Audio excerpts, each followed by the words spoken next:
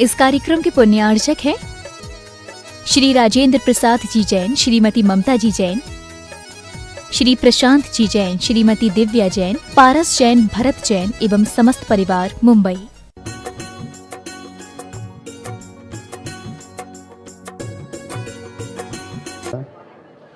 ओम नमः सिद्धेभ्यः। अहिंसा परमो धर्म की। आचार्य गुरुवर श्री कुंद कुंद भगवान की। आचार्य गुरुवर श्री ज्ञान सागर मुनि महाराज की।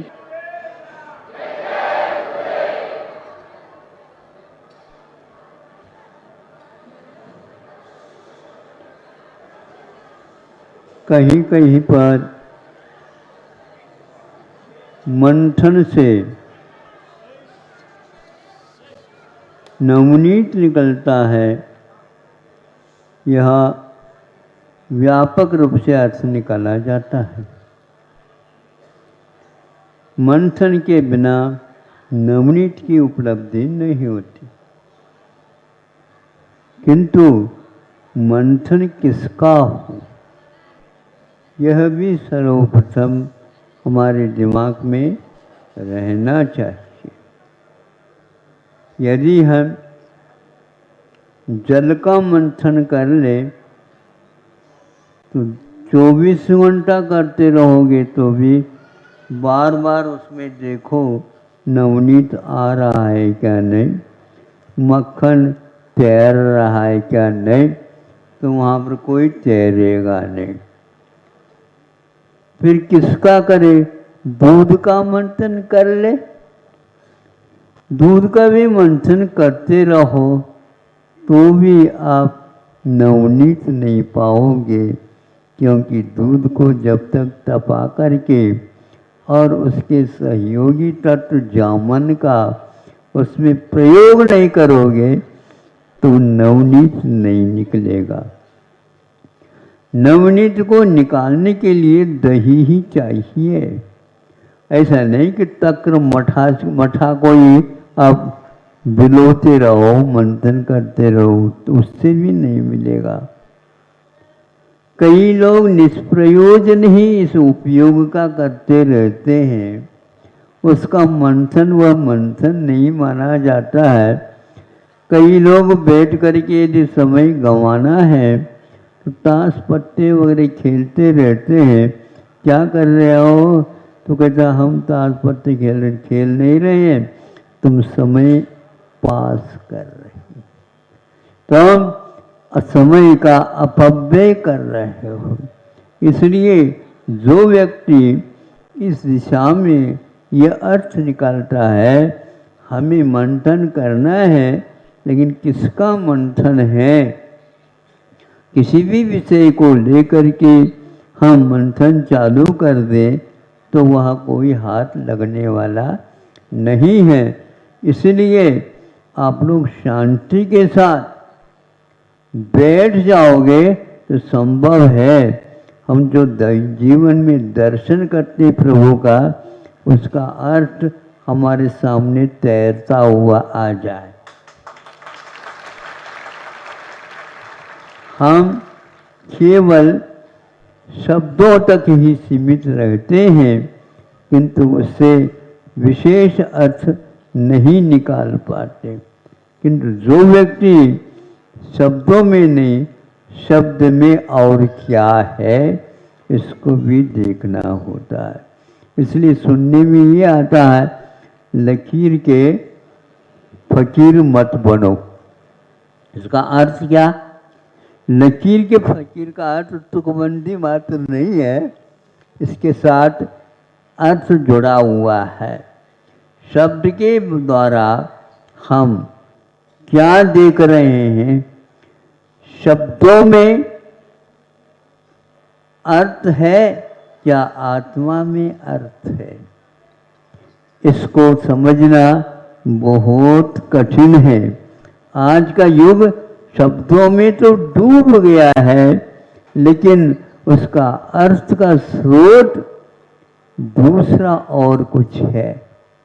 शब्द सुनने में आता है, किंतु अर्थ सुनने में नहीं आता, समझने से आता है। आप समझने की चेष्टा करेंगे तो अवश्य ही विद्वत जनों के संबंध रखोगे, तब ये समझ में आने लग जाता है इसका अर्थ क्या है। किंतु यह भी पूरी यात्रा शब्द की नहीं है, किंतु वह यदि इसका तात्पर्य क्या है, प्रयोजन क्या है, ये देखेंगे तब शब्द भी गौण होता है, अर्थ भी गौण होता है, भाव विशेष होता है, जिन भावों के माध्यम से हमें उन वस्तुओं का आलोड़न करने का सार्थकता अवश्य पड़ती है। आज का युग किसी भी प्रकार से ऐसे सुनते हैं, बड़े बड़े केंद्र खुले हुए हैं अध्ययन के अपने एक एक विषय के बारे में, किंतु सबका एक ही प्रयोजन है, अर्थोपार्जन। आज विद्या अध्ययन कर रहे हैं, किंतु वह कॉलेज महाविद्यालय वगैरह खोल रहे हैं, यूनिवर्सिटी वगैरह खोल रहे हैं, किंतु वह और कुछ नहीं कर रहे हैं, करा रहे हैं, केवल व्यवसाय के लिए सब काम कर रहे हैं। नए नए वायरल निकल रहे हैं, नई नई बीमारियां फैल रही हैं। अब इन बीमारियों के लिए और सोचते हैं कि हमें क्या होना है। अब केवल गायों के बारे में पीछे पड़ गई वायरल, और वहाँ सैकड़ों गाय एक साथ बहुत कुछ ही समय में मरण को प्राप्त हो रहे हैं। किसी के हृदय में कोई अनुकंपा देखने को उपलब्ध नहीं होती। जब मनुष्य ही इस प्रकार चले जा रहे हैं तो पशुओं को कोई पूछने वाला है ही नहीं। ऐसी स्थिति में भारत ही एक ऐसा देश है, वह चिकित्सा के साथ साथ किसकी चिकित्सा, मनोमीमांसा पहले चाहिए। दया के अभाव में अर्थोपार्जन करना किसी भी प्रकार से वह योग्य नहीं है। इस युग को अभी भी समझ में नहीं आ रहा। प्रयोजन भूत तत्व क्या है, इसका नाम है सम्यक दर्शन की ओर यात्रा है। आप लोगों को सोचना चाहिए हमारे जीवन का प्रयोजन क्या है। इस वर्तमान में किसी भी विद्यालय में इसका कोई विबोध नहीं दिया जाता है। कर्म सिद्धांत क्या है, इसके बारे में किसी को चिंता तक नहीं है, और सभी को यह तो लगन लगी है हमारी संतान पढ़ी लिखी हो, हमारी संतान विशेष कमाने वाली हो, भले ही उसको 7 समुद्र के बाहर जाना पड़ा हो। माता पिता सब भूल जाते हैं पुत्र और पुत्रियों को। पुत्रियों को भूलना तो फिर भी ठीक है, पुत्रों को कैसे भुलाया जाए, लेकिन माता पिता को ये चिंता रहती है यदि ये पुत्र को हम योग्य पैसे के अपेक्षा से नहीं बनाएंगे, इसका कल्याण नहीं होने वाला। इसी पीछे माता पिता भी रहते हैं, लेकिन जब यह उनका इरादा गलत निकलता है तब उसका माथा ठोकता है, मैंने ये क्या कर दिया। किंतु बच्चों को इसके बारे में कोई ज्ञान नहीं रहता। बच्चे जब माता पिता नहीं रहते उस समय सोचने लग जाता है माता पिताओं ने मुझे क्या करके ये करवा दिया है, ये मुझे समझ में नहीं आता।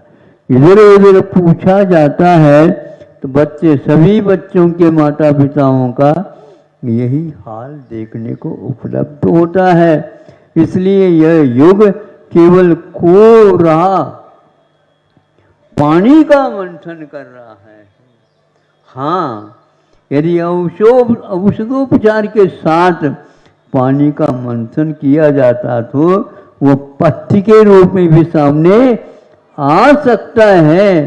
तो पानी के द्वारा भी चिकित्सा आयुर्वेद में अभी भी जीवित है।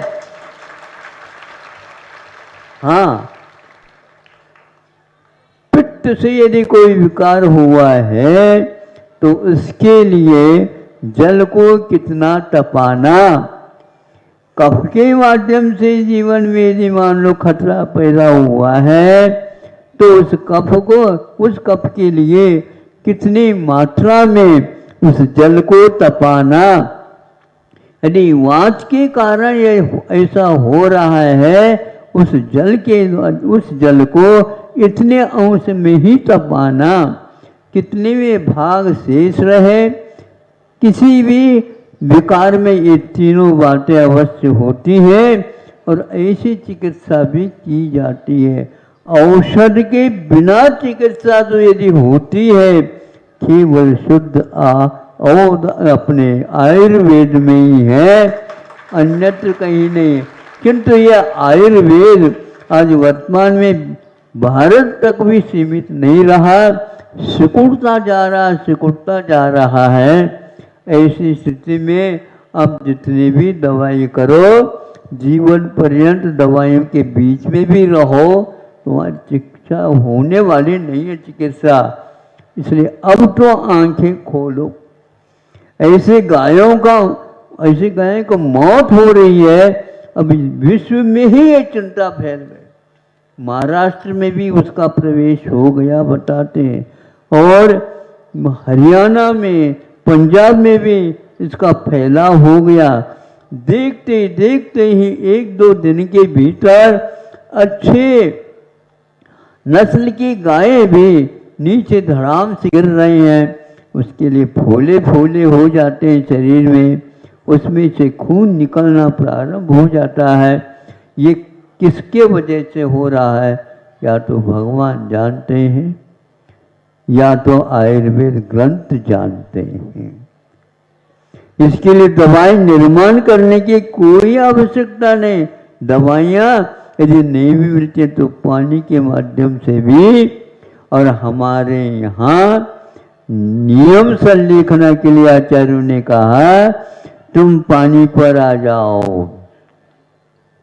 यदि पानी भी आपके लिए बाधक बन रहा है तो पानी का भी त्याग करो और तुम पंच नमस्कार के ऊपर ध्यान दो। और वो जो घर में रहे उनमें से मुख्य जो ग्रह लक्ष्मी है या गृह मंत्री है, वह एक थाली में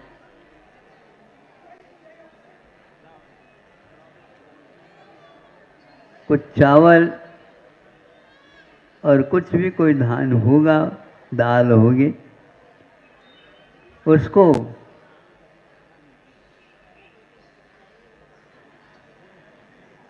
गिन रही थी, गिन नहीं रही थी, बीन रही थी। एक एक करके बीन रही थी। जिसको खाली बैठा था एक अड़ोस पड़ोस का, वो आकर के पूछता क्या कर रहे हो? बोलती नहीं वो। उधर देखें तो इधर संवाद हो जाएगा। बोलती ना, वो ये बोलती नहीं। 1-2 बार उसने कहा, फिर चुप बैठा। ये अपने कार्य में व्यस्त थी, इधर उधर देखना भी नहीं। तो कोई कुछ बोलता है तो उसका उत्तर भी नहीं देना और ध्यान नहीं देना। बस इतना ही है। बाहर जो भेजे हैं वो लोग आने से पूर्व तक यहाँ पर सब व्यवस्थित कार्य करना है। सब कुछ उसने जैसे बिल्कुल एक एक चावल और दाल गिन रही हो, लेकिन वह 2 बातें करती थी। एक तो इधर करती थी और एक तो इधर करती थी।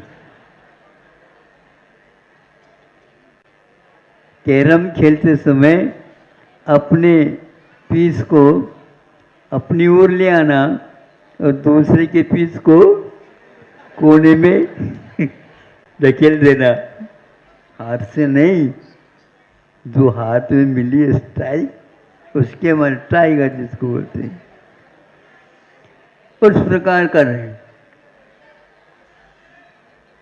बाद में अब तो मैं बोल सकता हूं, हाँ बोल सकते हो। अब ये क्या कर रहे थे? इसलिए बताना आवश्यक है, यह यदि नहीं करते तो क्या होगा? कोई भोजन के लिए आएगा, भूख लगी है, और यदि मान लो उसके दांत में थोड़ा सा सीनियर हो गए हो, चबा दे तो क्या होगा? गिर जाएगा। क्योंकि चावल और दाल तो है, लेकिन उसके साथ साथ छोटे छोटे कंकर भी हैं, और वो कंकर भी दुकानदार की कृपा है, वो उसी तोल के नाप के तोल के किए हुए रहते, उसमें मिला देते, ताकि वो चावल के साथ उसकी भी कीमत आ जाए। उससे बचाना अनिवार्य था। महाराज जी ये तो बताएंगे, इसलिए हमने सोचा तुम लोग जाकर के आ जाओ, फिर बाद में हम कहेंगे। महाराज जी ने दोनों के लिए उपदेश दिया है। उन्होंने कहा है, जो कोई भी आप भोजन बनाते हो उसमें किससे बचना है, जिससे बचना है उसको बाहर भी निकालना है। वहीं पर एक रख दोगे तो मिल भी सकते हो पुनः। इसलिए मैं ये ध्यान से काम कर रही थी।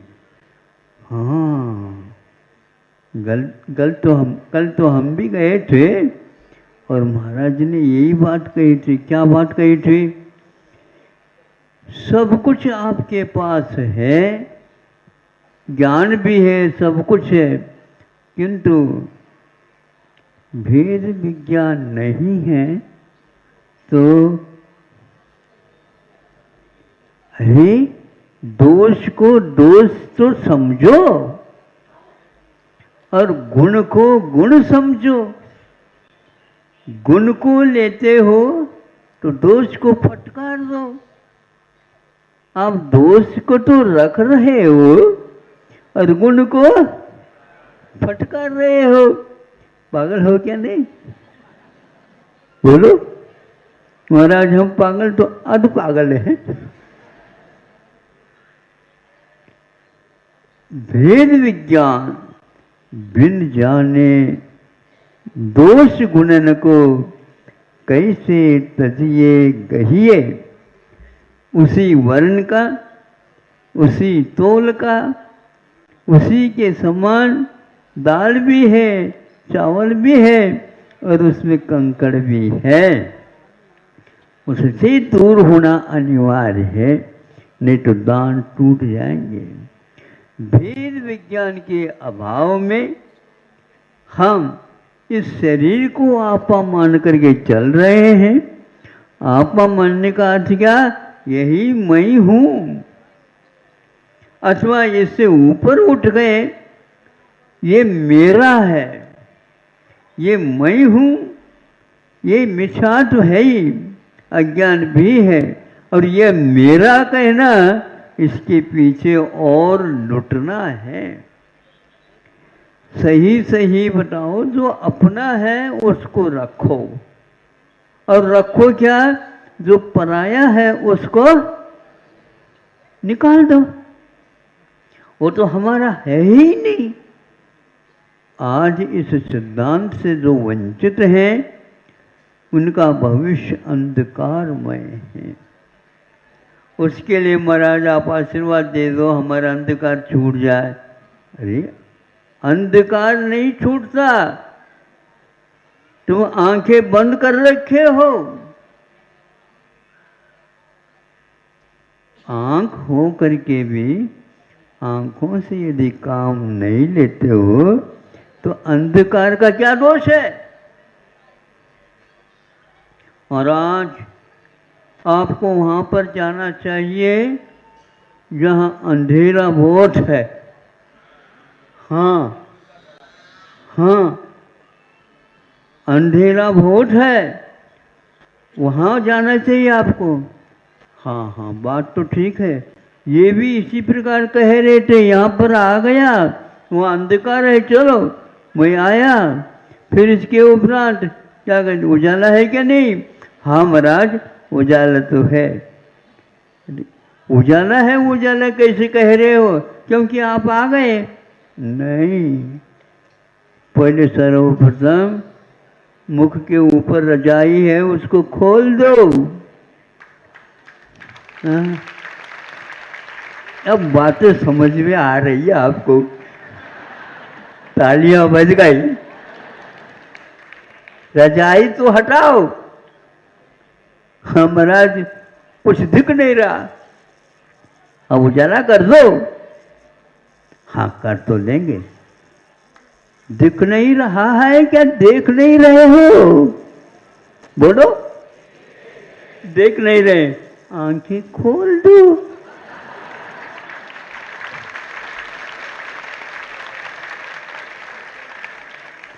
यदि आंखें नहीं खोलोगे, हेलोजन भी लगाओगे,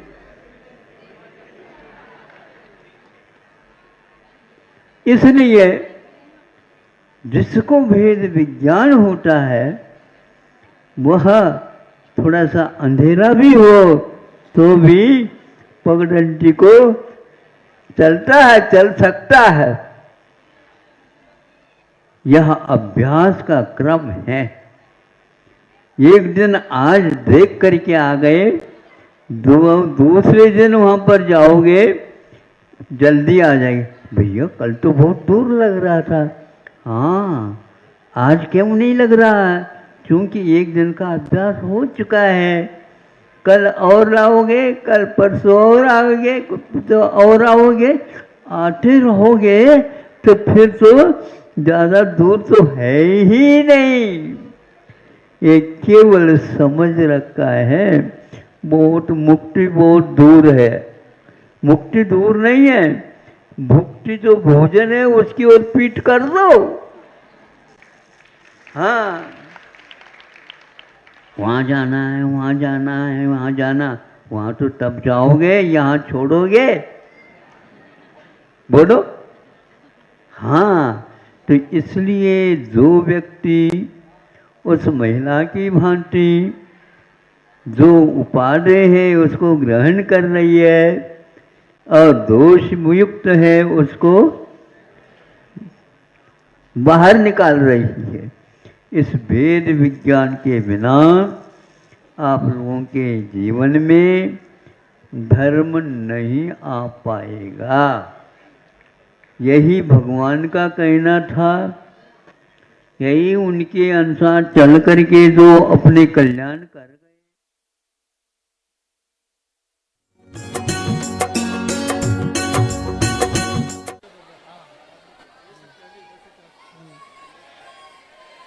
हाँ, सभी लोग शांति से अपने अपने स्थान पर बैठेंगे। आचार्य जी विराजमान हो रहा है। आज आचार्य जी के चरणों में श्रीफल अर्पण करने के लिए मैं यहाँ निमंत्रित कर रहा हूँ अजय जी जैन भोपाल, देव कुमार जी जैन भोपाल। इन दोनों ने भोपाल से शिरपुर तक पैदल आए हैं।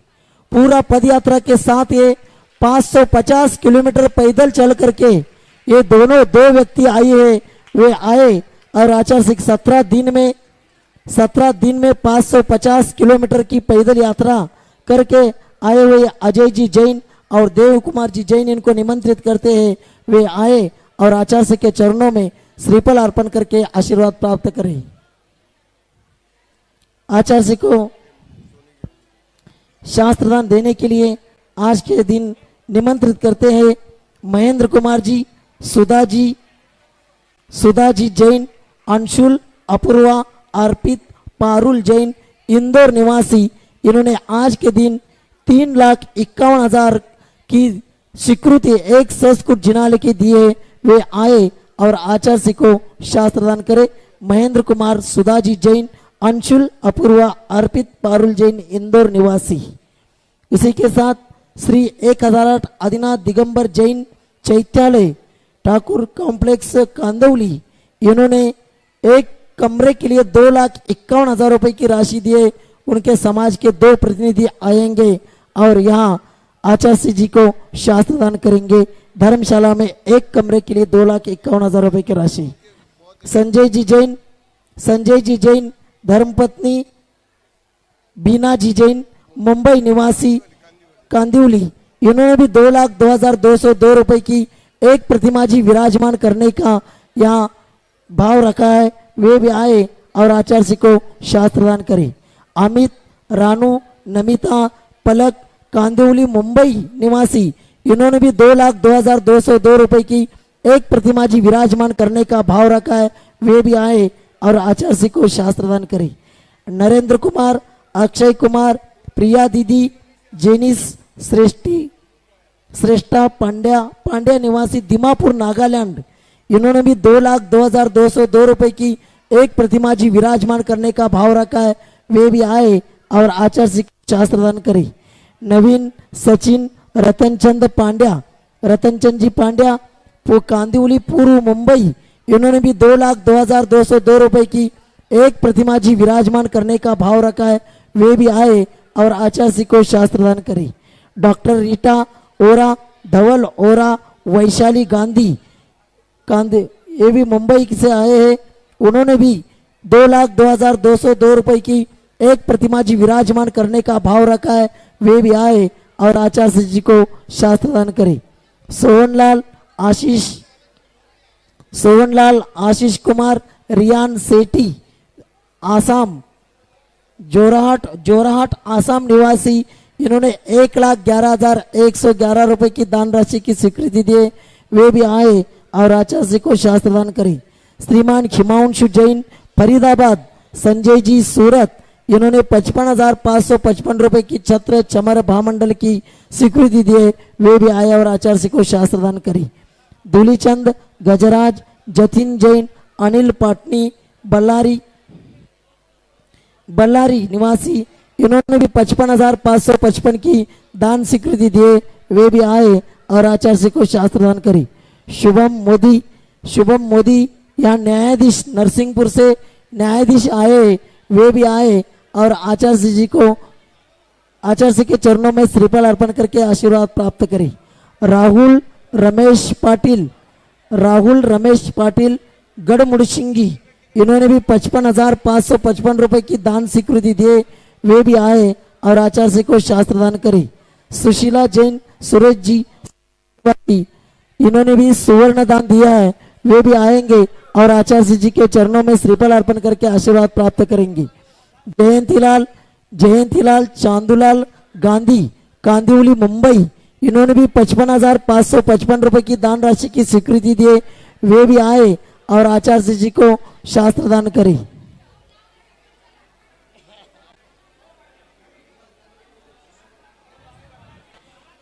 नंदा पराजय डीवाईएसपी पुणे सीआईडी विभाग के डीवाईएसपी नंदा पराजय यहाँ पर आए हैं। वे भी आए और आचार्य के चरणों में श्रीफल अर्पण करके आशीर्वाद प्राप्त करें। ज्ञानेश्वर जी पाटिल गावड़े, नितिन चौहान तंटा मुक्ति के उपाध्यक्ष शिरपुर जैन, वे भी आए और आचार्य के चरणों में श्रीफल अर्पण करके आशीर्वाद प्राप्त करें। इसी के साथ ईशा जैन भारतीय जनता पार्टी के जैन विभाग के प्रकोष्ठ की अध्यक्षा, वे भी आए और आचार्य के चरणों में श्रीफल अर्पण करके आशीर्वाद प्राप्त करें। पारस जय कुमार भोगड़ी, इन्होंने भी 2,02,202 रुपए की एक प्रतिमा जी का भाव रखा है। वे भी आए और आचार्य श्री के चरणों में श्रीफल अर्पण करके आशीर्वाद प्राप्त करें। यहाँ मनोज जैन, शोभा जैन मुंबई, इन्होंने भी 55,555 की दान राशि की स्वीकृति दे, वे भी आए और आचार्य जी को शास्त्र दान करे। बोल रहा हूँ इंदौर से आरिका माँ पूर्णमती माताजी संगे संगस्त बहने आए, वे भी आए और आचार्य जी के चरणों आचार्य जी को शास्त्र दान करे। मनावर से यहाँ जैन समाज आई है, वे ये भावना लेकर आए हैं। आरिका पूर्णमती माता जी का चौमासा इंदौर में चल रहा है। इंदौर चौमासा के बाद माता जी का विहार मनावर के ओर हो जाए, ये भावना लेकर मनावर की समाज आई है। मनावर के केवल एक प्रतिनिधि या 2 प्रतिनिधि आएंगे और यहाँ वो कर ले सुशील सागर सुवर्ण दान दिया है। मनावर के 2 प्रतिनिधि आएंगे और आचार्य के चरणों में श्रीफल अर्पण करके आशीर्वाद प्राप्त करें। आज यहाँ समडोली जिला सांगली समडोली से 150 लोग आए हैं और उनकी भावना है परम पूज्य चारित्र चक्रवर्ती आचार्य श्री शांति सागर महाराज जी का आचार्य पदा जहाँ दिया था, ऐसी भूमि है, समडोली भूमि है। और आचार्य पदारोहण को 100 वर्ष पूरा हो रहा है और ये शताब्दी महोत्सव आचार्य श्री के सानिध्य में आचार्य शांति सागर महाराज जी का आचार्य पद का शताब्दी महोत्सव समडोली में आचार्य श्री के सानिध्य में हो, ये भावना लेकर समडोली की समाज आई है, वे भी आए और आचार्य श्री के चरणों में श्रीफल अर्पण करके आशीर्वाद प्राप्त करें। पूजन प्रारंभ कर रहे हैं। अभी सभी लोग अपने अपने स्थान पर बैठेंगे। पूजन कौन मना रहा है?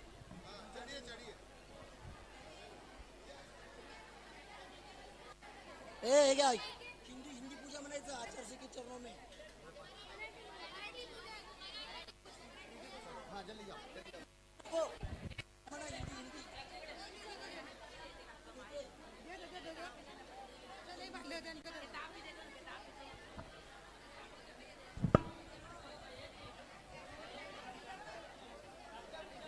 पूजन प्रारंभ करो।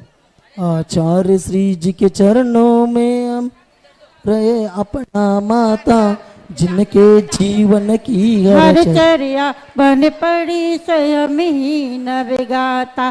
जैनागमिका वैसुधा कलश जो विकिराते हैं गली गली, जिनके दर्शन को पा करके खिलती मुरझाई दैकली। ओम रूम परम पूज्य संत शून्याचार्य भगवान विद्यासागर जी महामुनींद्र अत्र उत्तर सवष्टिति आह्वाननम् अत्र तिष्ठतिष्ठोट स्थापनम् अत्र सन्निधोट स्थापनम् सनदीकरणम्। सांसारिक विषयों में पढ़कर मैंने अपने को भरमाया, इस राग देश की बैतरणी से अब तक पार नहीं पाया। तब विद्या सिंधु के जल कड़ से भी कालू से दौड़ने आया हूँ। आना जाना मिट जाए मेरा, यह बंदे काटने आया हूँ। ओम रूम परम पूज्य संत शून्याचार्य भगवान विद्यासागर जी महामुनींद्राय जन्म जरा मृत्युनाशनाय जलम निरूपामिति स्वाहा। क्रोध अनल में जल जल कर अपना सर्वस्व लुटाया है, निज शांति स्वरूप न जान सका, जीवन भर इसे भुलाया है। चंदन सम शीतलता पान अब सरल आप की आया हूँ। संसार ताप मिट जाए मेरा, चंदन बंदन को लाया हूँ। ओम रूम परम पूज्य संत शून्याचार्य भगवान विद्यासागर जी महामुनींद्राय संसार ताप विनाशनाय चंदनम निरूपामिति स्वाहा। जड़ को ना मैंने जड़ समझा, नहीं अक्षय निधि को पहचाना।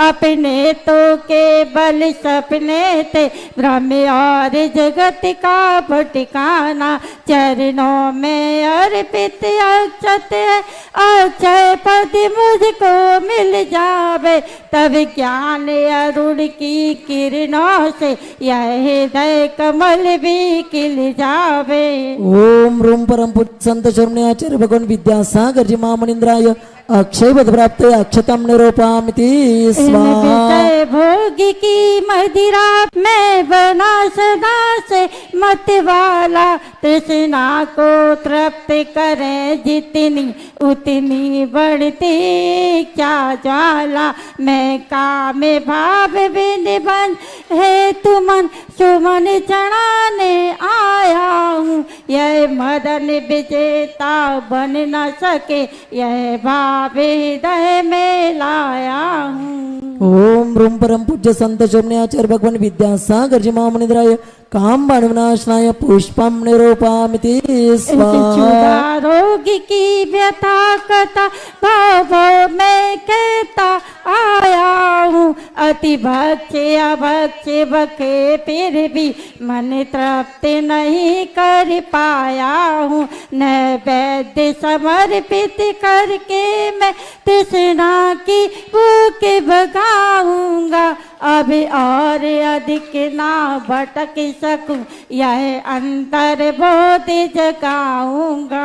ओम रूम परम पूज्य संत चरणे आचार्य भगवान विद्यासागर जी महामुनींद्राय क्षुधारोग विनाशनाय नैवेद्यम निरूपामिति स्वाहा। मोहांधिकार से व्याकुल हो निज को नहीं मैंने पहचाना मेरा देश में लिप्त रहा इस हाथ रहा बस पछताना यह दीप समर्पित है गुरुवर मेरा तम दूर भगा देना तुम ज्ञान दीप की बाती से मम अंतर दीप जला देना।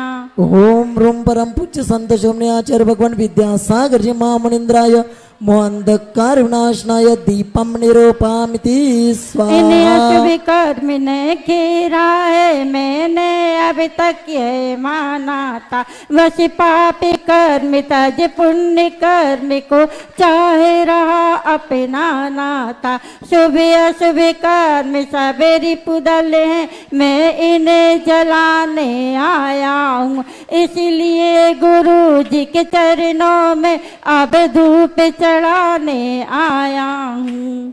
ओम रूम परम पूज्य संत चरणे आचार्य भगवान विद्यासागर जी महामुनींद्राय अष्टकरम दहनाय धूपम निरूपामिति स्वाहा। को इतना भोगा कि खुद को ही भोगी बना डाला साध्य और साधक का अंतर मैंने आज मिटा डाला मैं चिदानंद में लीन रहूं पूजा का यह फल पाना है पाना था जिसके द्वारा वह मिल बैठा मुझे ठिकाना है। ओम रूम परम पूज्य संत चरणे आचार्य भगवान विद्यासागर जी महामुनींद्राय महामोक्ष फल प्राप्त फलम निरूपामिति स्वाहा। जग के वैभव को पाकर मैं निस दिन कैसा अलमस्त रहा चारों गतियों की ठोकर को खाने में ही अभ्यस्त रहा मैं हूँ स्वतंत्र ज्ञाता दृष्टा मेरा परिस क्या नाता है कैसे अनर्घ पद पा जाऊं यह अरुण भावना बाता है। कमंडल कमंडल। ओम रूम परम पूज्य संत चरणे आचार्य भगवान विद्यासागर जी महामुनींद्राय अनर्घ्य पद प्राप्त आर्घ्यम निरूपामिति स्वाहा। भावों की निर्मल सरिता में अब गान करने आया हूँ मेरा सारा दुख दर्द अरु यह अर्घ भेंट में लाया हूँ हे तपो मूर्ति है आराधक हे योगीश्वर हे महासंत यह अरुण कामना देख सके युग युग तक आगामी बसंत। ओम रूम परम पूज्य संत चरणे आचार्य भगवान विद्यासागर जी महामुनींद्राय अनर्घ्य पद प्राप्त जयमाला पूर्णार्घ्यम निरूपामिति स्वाहा। नमस्तु भगवान नमस्तु नमस्तु नमस्तु। ओम नमः सिद्धेभ्यः। ओम नमः सिद्धेभ्यः। ओम नमः सिद्धेभ्यः। अहिंसा परमो धर्म की। आचार्य गुरुवर श्री कुंद कुंद भगवान की। आचार्य गुरुवर श्री ज्ञान सागर मुनि महाराज की। चलो परम पूज्य संत शून्याचार्य भगवान विद्यासागर जी महामुनि राज्य की, समस्त आचार्य संघ की। हाँ सभी शांति से।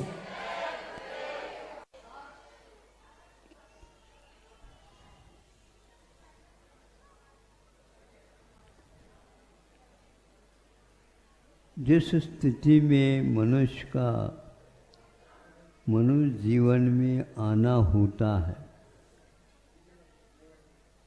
कौन सी पर्याय में थी स्थिति, अब कौन सी पर्याय में है, इसका ज्ञान किसी को भी नहीं रहता। एक वह भी है अवस्था, मत ज्ञान श्रुत ज्ञान अवधि ज्ञान के साथ भी वह आता है, देव गति से आता है। मान लो आया, जन्म लिया, अवधि ज्ञान लगा नहीं सकता अभी, क्योंकि उसके योग्य शरीर काया नहीं, इसलिए उसका वह उपयोग नहीं कर सकता। है सम्यक दृष्टि, है क्षायक सम्यक दृष्टि, फिर भी यह स्थिति है। भोजन पानी के बारे में भी उसका कोई भी विशेष विवेक नहीं रहता है। इन सब कार्यों को वह करता तो है, लेकिन उसको विवेक नहीं है। इसका सार संभाल माता पिताओं के द्वारा होता है। अब माता पिता उसको एक स्थान तक ले जाना चाहते और अपने कर्तव्य पूर्ण करना चाहते। वह वहीं पर मूर्ता भी है और शौचादि कार्य भी करता है।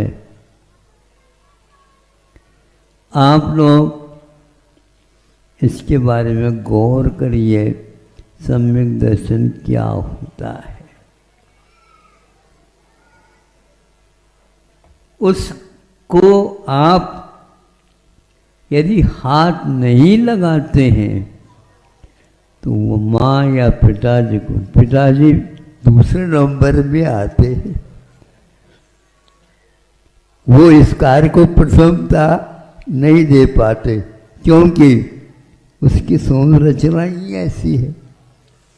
माँ इसको ऐसे अनदेखी नहीं कर सकती। अपने लिए भी वह उपयोग होता है और उसके लिए भी स्वयं आप समझ करके उसकी वह उपचार विधि करती है। उसको देख करके न रोती है और न ही उसको गौण करती है। कितना बड़ा दायित्व है ये, हम अपने बारे में सोचते रहते हैं।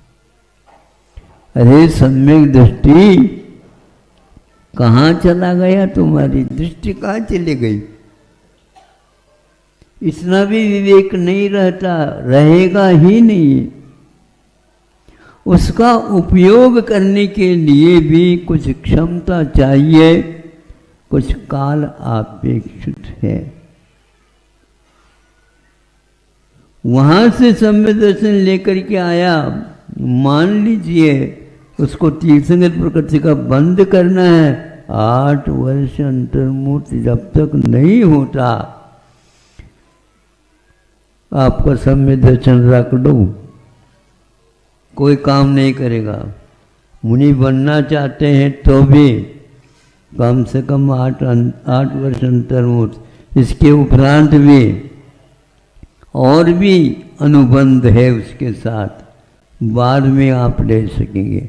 उसके योग्य बनाने में लगे हैं माता पिता, पूरा परिवार, और घृणा नहीं करते। हाथ धोते हैं, पैर धोते हैं, सब कुछ धो धा करके, वस्त्र पहना करके बिठाया और वहाँ मिट्टी में गया, मिट्टी दोनों जेब। अब माँ क्या करेगी बताओ? पुनः अपने काम को छोड़ करके, और कोई है ही नहीं, वही करती है, ऐसे करती रहती है, कभी भी नाक मरोड़ नहीं थी। हैं? अरे नाक को थोड़े से काट करके कहीं रख लो।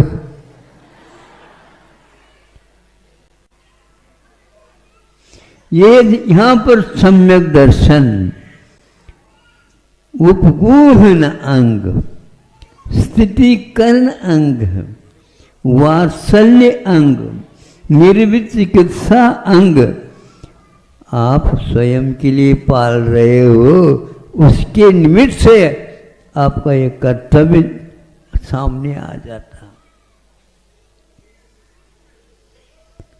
ये व्यवहार नहीं तो क्या है? ये जड़ की क्रिया है क्या? ये सारे कार्य जो हो रहे हैं जड़ के बिना तो नहीं होते, लेकिन ये जड़ की क्रिया नहीं है, यह विवेक की क्रिया। भीतर जो अपने सम्यक दर्शन भाव है उसको सक्रिय बनाने की ये विधि है। आज स्थिति बहुत बदल गई है। सीधे उसको इतने समय तक अस्पताल में भर्ती कर दो या अनाथ आश्रम में भेज दो, कौन देखेगा?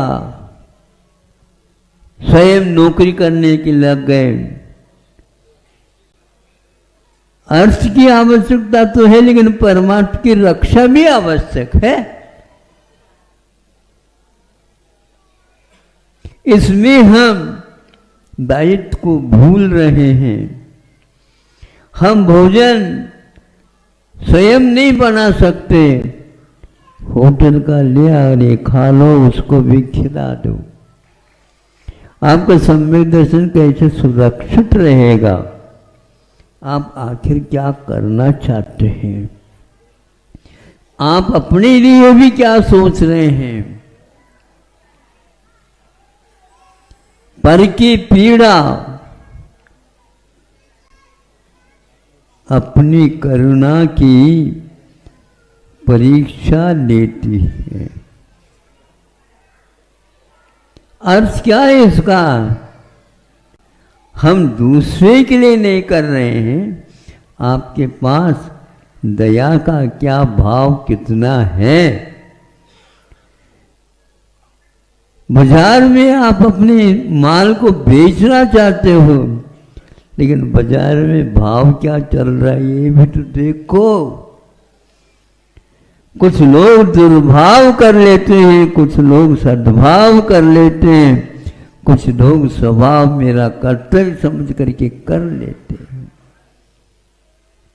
हर बात में हम क्रियाओं को केवल दूसरे के लिए ही मान करके चलते हैं। उनको अभी सम्यक दर्शन के बारे में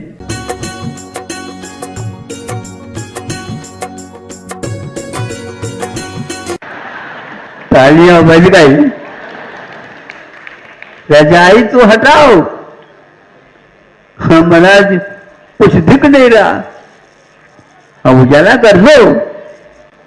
हाँ कर तो लेंगे। दिख नहीं रहा है क्या? देख नहीं रहे हो? बोलो देख नहीं रहे। आंखें खोल दो।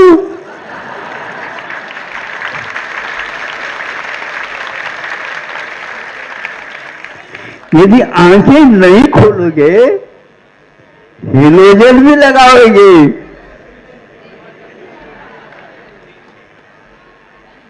इसलिए जिसको भेद विज्ञान होता है वह थोड़ा सा अंधेरा भी हो तो भी पगडंडी को चलता है, चल सकता है। यह अभ्यास का क्रम है। एक दिन आज देख करके आ गए, दूसरे दिन वहां पर जाओगे जल्दी आ जाएगी, भैया कल तो बहुत दूर लग रहा था। हाँ, आज क्यों नहीं लग रहा? क्योंकि एक दिन का अभ्यास हो चुका है। कल और लाओगे, कल परसों और आओगे तो और आओगे, आते रहोगे तो फिर तो ज्यादा दूर तो है ही नहीं। ये केवल समझ रखा है बहुत मुक्ति बहुत दूर है। मुक्ति दूर नहीं है, भुक्ति जो भोजन है उसकी ओर पीठ कर दो। हाँ, वहां जाना है, वहां जाना है, वहां जाना, वहां तो तब जाओगे, यहां छोड़ोगे? बोलो। हाँ, तो इसलिए जो व्यक्ति उस महिला की भांति जो उपादेय है उसको ग्रहण कर रही है और दोष मुक्त है उसको बाहर निकाल रही है, इस वेद विज्ञान के बिना आप लोगों के जीवन में धर्म नहीं आ पाएगा। यही भगवान का कहना था, यही उनके अनुसार चल करके जो अपने कल्याण कर गए आचार्य, उपाध्याय और साधु आदि, ये परंपरा आज तक हम लोगों को उठाने के लिए बार बार, अब तो सब उजाला हो चुका है, अब आंखें खोलने की देरी है। फिर भी आंखें मलते हुए बच्चे उठते उठते भी पुनः सो जाते हैं, तो माँ पिता समझते भैया हमें तो अपना काम करना कर दो, फिर भी वो सोता रहता है। जब विद्यालय की घंटी लग जाती है उस समय उठ जाता हो। अब क्या करोगे बताओ? इसलिए अपने समय पर अपना काम कर्तव्य करने योग्य किया करो और भेद विज्ञान के माध्यम से यह जो मित्र है इसको मित्र मान करके चलाओ। मित्र जो होता है वह घर का सदस्य नहीं होता, और जो घर का सदस्य होता है वह दूसरे की ओर ही देख रहा है। चलेगा कैसे? ऐसे कोई दुकानदार को देखा आपने जो वह दुकान तो खोल लेता है और दूसरे की दुकान पर जाकर ये बातें करता रहता है। वो हंसते रहेंगे, दुनिया उसके ऊपर हंसेगी। हाँ, लगभग आप भी ऐसे ही कर रहे हैं। दूसरे के बारे में तो बहुत जमाकार चल रहा है यहाँ पर, अपने बारे में कुछ नहीं। वेद विज्ञान दोष को निकालने के लिए है और गुण को ग्रहण करके उनको मांझने की आवश्यकता है। आप मांझने के लिए तैयार हैं तो हाँ, ये जो बातें कही थी वेद विज्ञान की बात, दाल और चावल और कंकर, तीन है ना? हाँ, तो ये कहा तो वो समझेंगे ये तो बहुत बड़ी बात कही थी। बिल्कुल, बात तो छोटी थोड़ी होती है, मोक्ष मार्ग ये सब बड़ी ही होती है। हमारा भाग्य होगा, हम अपने पुरुषार्थ करेंगे, निश्चित ही समय पर भोजन आपको दे दिया जाएगा और उसके बदले में उनको आप कुछ भी नहीं दोगे तो भी वह पक्की है, वो मिल ही जाएगा उनको। ऐसे लोभ से जो युक्त हैं वो परिवार आप लोगों के लिए वरदान सिद्ध है। नहीं है तो अंधकार है, अंधेरा है, अंधेरा है, सुनते रहो, रटते रहो, कभी भी हमें उजाला नहीं मिलने वाला है। इसलिए आँखों का उपयोग भीतर से करने का प्रयास पुरुषार्थ करेंगे, इतना ही पर्याप्त है। मध्याह्न के लिए भी और रखा है। सब लोगों को अब ये बताओ, सब लोगों को बिल्कुल पास से दर्शन हुआ है क्या? नहीं।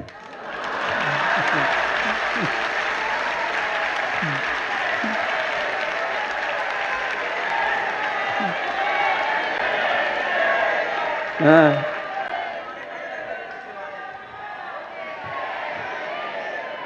पीछे वालों के लिए तो मेरा पहला आशीर्वाद रहता है।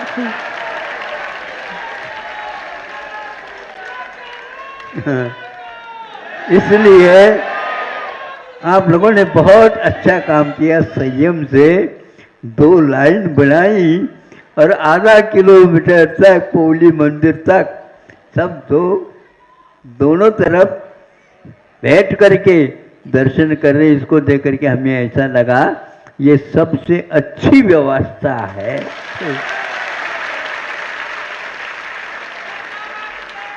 इसी प्रकार आप रहोगे ना, जहाँ कहीं भी जो कोई भी कार्यक्रम होगा तो इसी प्रकार का लाभ आप लोगों को अवश्य मिल जाएगा।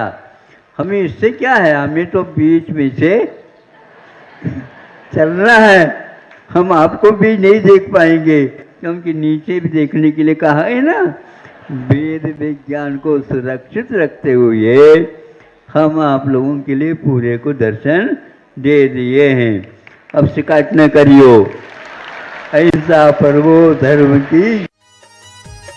इस कार्यक्रम के पुण्यार्चक थे श्री राजेंद्र प्रसाद जी जैन, श्रीमती ममता जी जैन, श्री प्रशांत जी जैन, श्रीमती दिव्या जैन, पारस जैन, भरत जैन एवं समस्त परिवार, मुंबई।